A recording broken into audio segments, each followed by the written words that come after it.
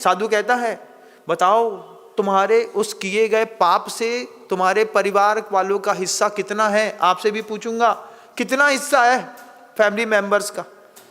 किसी का कोई हिस्सा नहीं।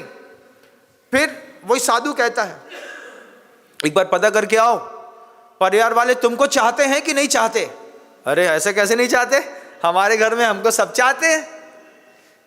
साधु कहता है एक बार पता तो करके आओ। डाकू कहता है हम पता करने जाएंगे तुम भाग जाओगे।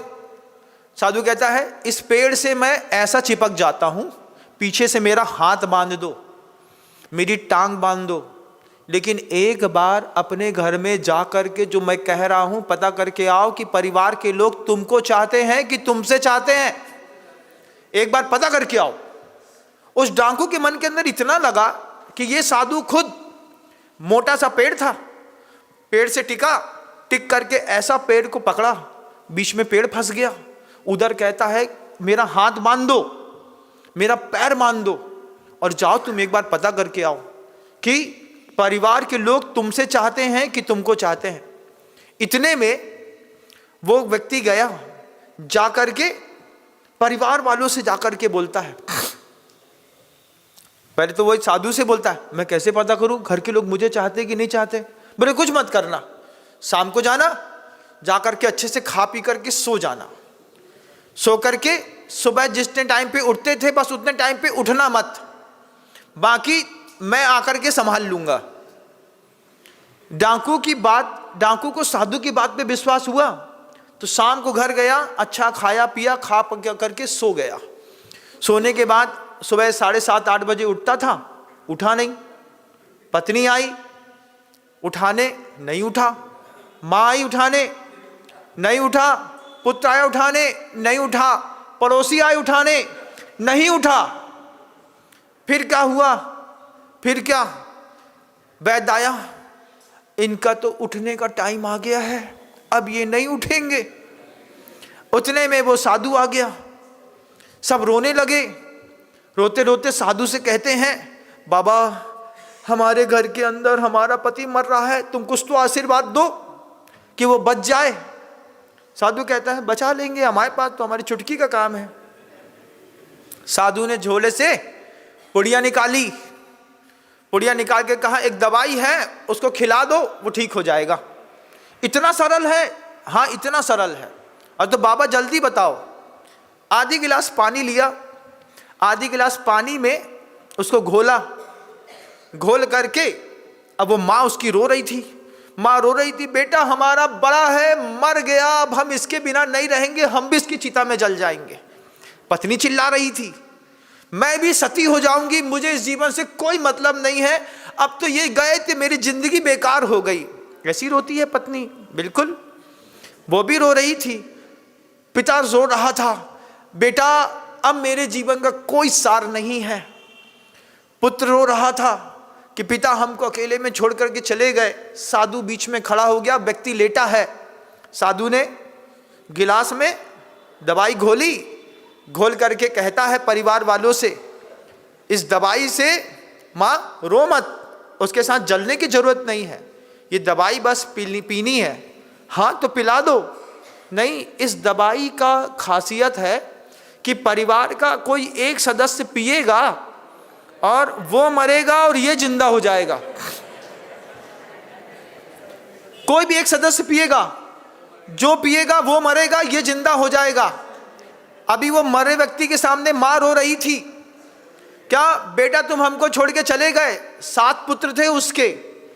माँ से कहा माँ सती होने की जरूरत नहीं है, अपने पुत्र की रक्षा के लिए तुम ये दवाई बस पी लो।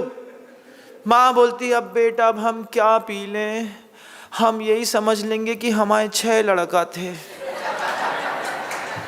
अभी बोल रहे हैं तुम्हारे बिना रह नहीं सकते, हम तेरे बिन रह नहीं सकते। अभी गाना गा रहे हैं, जिस दिन निकल लेंगे ना उस दिन आपकी दुनिया में कोई वैल्यू नहीं है। आप इस यथार्थ को पता नहीं कब समझेंगे, मुझे पता नहीं, लेकिन ऐसा ही है। अब वो माँ कहती है बेटा हम समझ लेंगे हमारे 6 ही लड़का थे। पत्नी से कहते हैं तू इसके साथ सती होने जा रही थी, तू पी ले, तेरा पति जिंदा हो जाएगा। अब क्या पी ले, उनकी तो उम्र हो गई थी, मैं अपने बच्चों के सहारे ही जिंदा रह लूंगी, अब मुझे उनकी चिंता नहीं, इसको उठाओ। अभी तो मरने की बात हो रही थी, पत्नी ने सहारा बदल दिया, पति छूटा तो पुत्र के साथ, इसके साथ जिंदा रह लूंगी। पुत्र से कहा तू पी ले।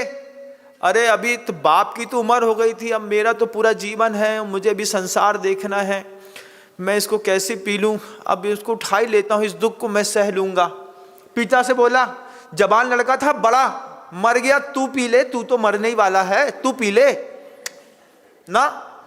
पिता कहता है, अरे बेटा और भी बच्चे हैं, सबका लालन पालन करना है, अब जाना तो संसार का नियम है, अब क्या कर सकता है, कौन किसको रोक सकता है। तो साधु कहता है, तुम सब मत पियो, मैं पी लूं इसके बदले। पत्नी, माँ, पिता, पुत्र कहते हैं, अरे महाराज बड़ी कृपा आपकी, जो आप हमारे परिवार में देवता बन करके आए, आप पी लो, आप मर जाओ कोई दिक्कत नहीं, हमारा पति बच गया तो फिर क्या महाराज, इससे बड़ा कोई सौभाग्य नहीं, बस आप पी लो, एक बार पी लो। वो व्यक्ति बोलता है, मैं ही पी लेता हूं। उसने पिया, था तो कुछ नहीं, पिसी हुई शक्कर थी, पानी मीठा हो गया, उसने पिया, और जमूरे को उठाया, उठा करके अपने साथ ले चला, बोला जिसने पिया है अब ये उसका अनुनायी बनेगा। तब वो उसके साथ चला। अब उससे बोलता है डाकू से, अब बताओ दुनिया स्वार्थी है कि नहीं? स्वार्थी है। मैं आपसे पूछता हूं, परिवार में लोग आपको चाहते हैं कि आपसे चाहते हैं? क्या है भाई साहब, आपसे चाहते हैं। अभी लेट जाओगे ना, शाम को 2 बजे भी लेट जाओगे तो 4:30 बजे 2.5 कुंटल लकड़ी में जला देंगे। अभी छतरी देख करके आ रहा हूं। और रात होते होते आशर मानेंगे, फिर से लोग सीरियल देखने लगेंगे, बोलेंगे जिसको जाना था वो तो चला ही गया। पत्नी को भी बहुत खास मत समझिएगा, वो दरवाजा बंद करके आराम से बैठ करके खाएगी। सबके सामने खाने में शर्म आएगी ना, हमारी पति मरा है तो क्या करेंगे, दरवाजा थाली रख दो, इमोशंस को मेंटेन किया जाता है। दीदी खा लो, हम नहीं खाने, हमको नहीं खा। हाँ, थाली रख दी है, थाली रख दी है, और थाली रखने के बाद दीदी अच्छा अंदर बैठ जाओ, अंदर बैठ जाए। अब दरवाजा भी बंद कर दिया, अब उसको रह लेने दो भैया, उसको बहुत दर्द है, उसको बहुत दुख हो रहा है, पेट में उसके भी कुलबुल हो रही, उसकी तो भूखी मर गई, बहुत अच्छा।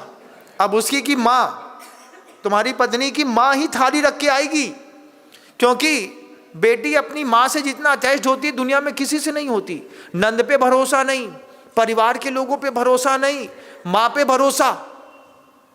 माँ अंदर रख करके आई, 4 पराठा शुद्ध घी के, थोड़ी सी सब्जी, चटनी, पापड़, अचार रख दिया। दरवाजा बंद है। पत्नी ने देखा दरवाजा 5 मिनट तक नहीं खुल रहा है, क्या करेगी? यथार्थ समझिएगा। धीरे से बिना आवाज किए हुए अंदर से दरवाजा बंद करेगी कि कहीं किसी को पता ना चले कि दरवाजा अंदर से बंद। अचानक खुल जाए तो कोई खाता देखेगा तो बुरा लगेगा। आचार्य जी ने तो हाई को लिखा, कोई देखे तो लज्जा आती, मर्यादा टूटने से ना। आचार्य जी का हाई को क्या है? कोई देखे तो लज्जा आती, मर्यादा टूटने से थोड़ी लज्जा आती है, कोई देखता है तब लज्जा आती है। गुरु जी का हाई को है ये। अब उसने धीरे से अंदर से बंद किया, और बंद करने के बाद गप गप गप गप गप गप गप गप गप गप कर लिया। अब दिक्कत हो गई, मां थाली रख गई थी, पानी नहीं रख गई। अब पानी कैसे मांगे? तो बाथरूम के नल से ही एक चुल्लू पी करके काम चला लिया। ये संसार है बंधुओं, ये संसार है। संसार का, शरीर का और भोग का अपने जीवन में बैठे बैठे चिंतन करो। कितने भी बड़ी कॉर्पोरेट सेक्टर में बैठे हो, लेकिन चिंतन करो। इसी तरीके से स्वार्थी दुनिया है। परिवार के लोग आपसे चाहते हैं, आपको नहीं चाहते। कर्तव्य करेंगे, निकलते होगे, कल निकलते तो निकल लो, वही लड़का ही बोलेगा। अभी तो चल फिर रहे हो, पैरालाइज्ड बॉडी हो जाए घर के अंदर और कोई 1.5-2 साल निकल जाए तो लड़का खुद बोलता है, यार पिताजी कब तक जिंदा रहेंगे यार, समझ में नहीं आता, कब तक मेरी वाइफ करेगी। क्यों? पिताजी के चक्कर में जिंदगी जीना दूभर हो गई। तो लड़का खुद बोलता है, महाराज कुछ ऐसा उपाय बताओ पिताजी को मुक्ति मिले। जो पिताजी के साथ जीना चाहता है, ये संसार है। ये संसार कैसा है? तीव्र कसाय के साथ, लोभ कसाय है, अपने शरीर की चिंता है। उसके ऊपर भी स्वामी इसके भी नहीं है आप, है ना, इसके स्वामी नहीं है, लेकिन फिर भी दिमागदार और ब्रिलियंट बने फिरते हैं। आगम ग्रंथ पढ़ेंगे ना, दिमाग की बत्तियां जल जाएंगी। अगर आपको मेरी वीडियो अच्छी लगती है तो प्लीज़ मेरे चैनल को लाइक करें, शेयर करें और सब्सक्राइब करें। Thank you.